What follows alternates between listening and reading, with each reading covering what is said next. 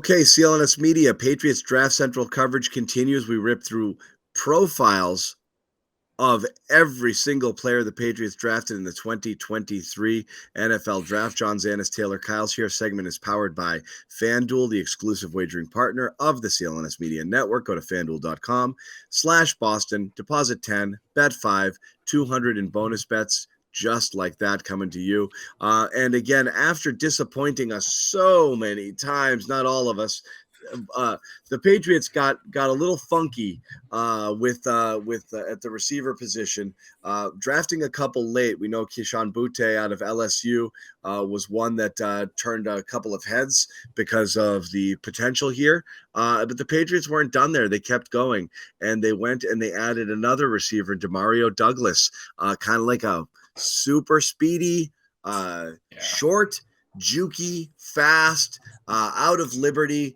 And again, this is pick number 210. This is one of these late round flyers, but it's 4.4 speed. He's 5'9", 179, kind of well put together for a little guy. But, this is, there were a few receivers that profiled, to the Patriots earlier in the draft that they passed on, that Douglas is kind of similar to, wouldn't you say?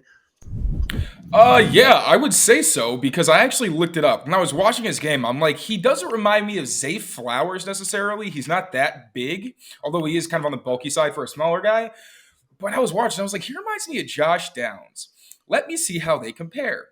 And one thing I've been saying this whole process is that after Zay Flowers, it's just a bunch of Zay Flowers lights, where it's kind of the same type of guy, where it's like he plays bigger than his size. He's fast. He's dynamic after the catch, and all these things, but they're small. He literally, on Mock Draftable, he compared to Tyler Scott, who's another guy I wanted in that same mold, Josh Downs and Marvin Mims. So literally, this draft just decided to copy and paste the same undersized receiver, and the Patriots got great value and got the closest thing to those guys all the way in the late round. So first of all, I love the value.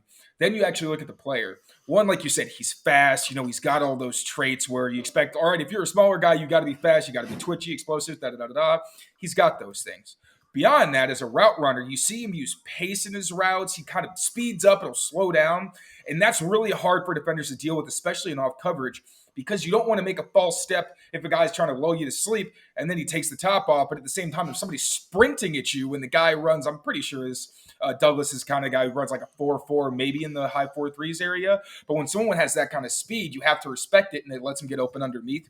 On top of that, he'll go up and get the ball. Like there's a lot of receptions he had in contested situations where he jumps up to get it, doesn't always extend his hands. Sometimes he'll jump, but he'll kind of let the ball come to him, which is something you want to coach out. But still, a smaller guy with the instinct to even do that is a bonus. And then his boundary awareness. When he catches the ball, he does a really good job of understanding where he is. And not like what a lot of college players do where they try to just like get one foot in bound. He tries to get both. And you see that. He's got a couple nice little toe drag swags where you get both feet sliding at the same time, which is not an easy thing to do, especially for college receivers who don't necessarily always train to do that kind of thing because it's not necessary and you only have so much time in the day in college practices. So he's a really exciting guy who may start out more as like a returner, gadget guy who comes in for certain packages, maybe like a peg beneath Butte. Butte, I'm still figuring out how to say his name. It's Butte, but yeah. Butte, okay, because it sounds like too perfect for that to be the name.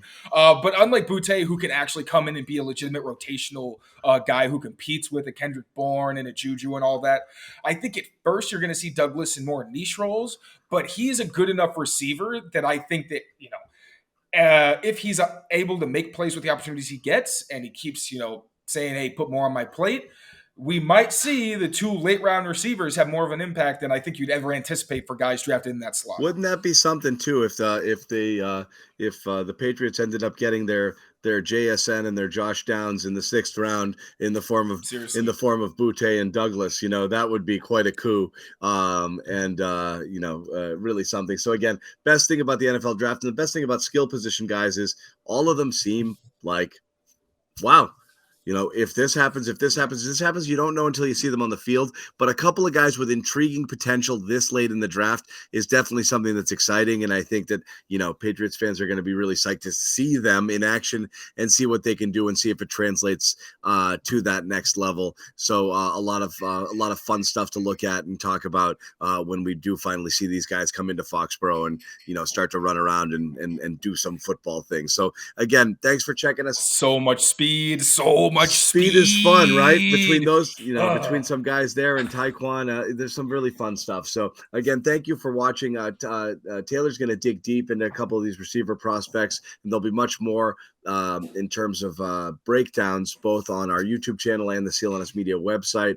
And of course, we'll be doing draft profiles for every single player they drafted. So anybody else you're curious about, just subscribe to our channel, check it out. We've got Taylor's take on everyone taken by the New England Patriots in the 2023 draft. Thank you for watching.